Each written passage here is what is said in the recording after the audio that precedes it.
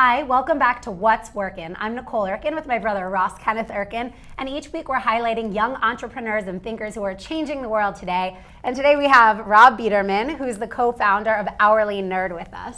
So Rob, explain to us what HourlyNerd is and what exactly its comparative advantage is.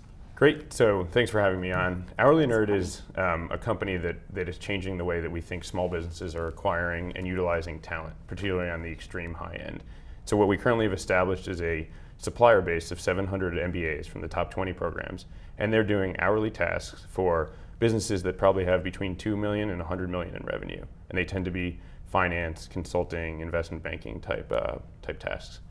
Now, Rob, we actually both have worked at Goldman. You've highlighted that oftentimes a larger company will reach out to a Goldman Sachs or whatnot for advice. Why would your company be of interest for a smaller name, for example? Sure. So what we think we are able to offer is sort of the Goldman, McKinsey, Bain & Company level of quality, because it's the analysts and the associates who do a lot of the underlying work anyway, right, at a price that's about 1/100th of what you might pay. So the top consulting firms are a couple $100,000 a week in certain cases.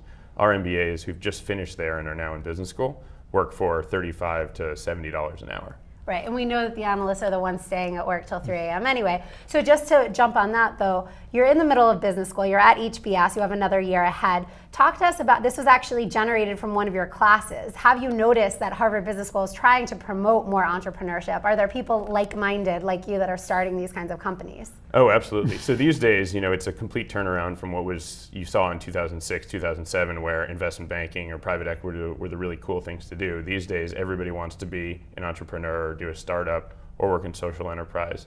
And so we didn't have that explicitly in mind when we started this, but we think there's a lot of interesting optionality in being part of something like this. So ultimately, you're saying finance has become unhip, uncool, and it's really about being an entrepreneur in this space. Well, I think people like going to work in t-shirts, so. Yeah. Maybe Harvard is the new Stanford. They have to compete a little bit. It certainly is helping, I think, HBS recruit against Stanford when a student gets into both. So what trends are you seeing in terms of the pickups from your clients? Are the startups that are seeking your nerds actually picking the cheapest one every time, or does experience factor in? So that's what's really fascinating about it. So we have this supplier base that's currently 700 MBAs, and we expect to grow to several thousand. And one of those students always has the right expertise for a project that gets posted. And so, for instance, we had a project last week posted by an Australian telecom operator.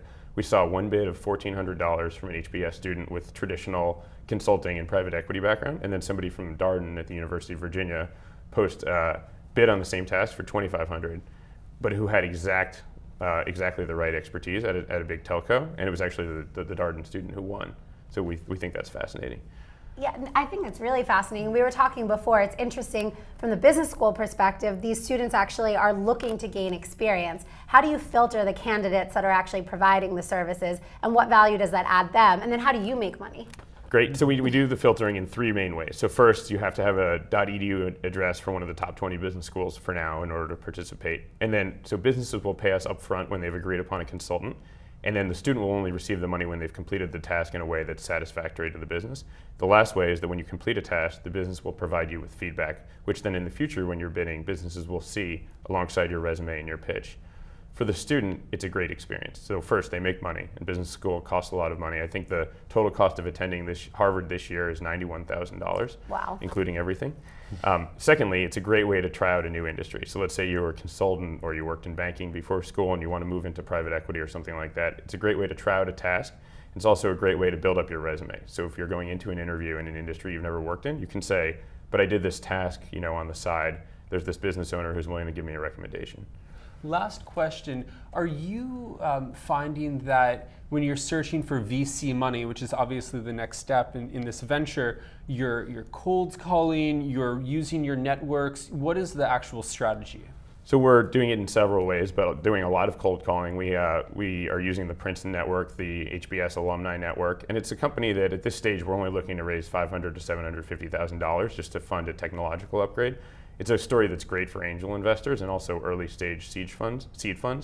For later on VCs and a lot of the famous names you've heard, we met with them, they love the idea, but it's a little too early to invest in a concept this small. And so if they have a $400 or $500 million fund, investing this little capital isn't really the right profile for them. Got it. Well, thanks so much to Rob Biederman. course. Being a nerd is actually the new cool. So check out HourlyNerd. I'm sure we'll be hearing a lot more about this company. Rob Biederman, thanks so much. I'm Nicole Erkin with Ross Kenneth Erkin. This is What's Workin'.